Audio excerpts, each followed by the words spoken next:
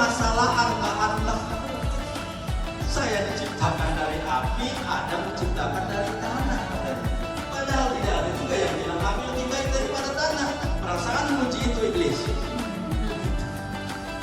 Jadi makanya kata ulama kita, sombong itu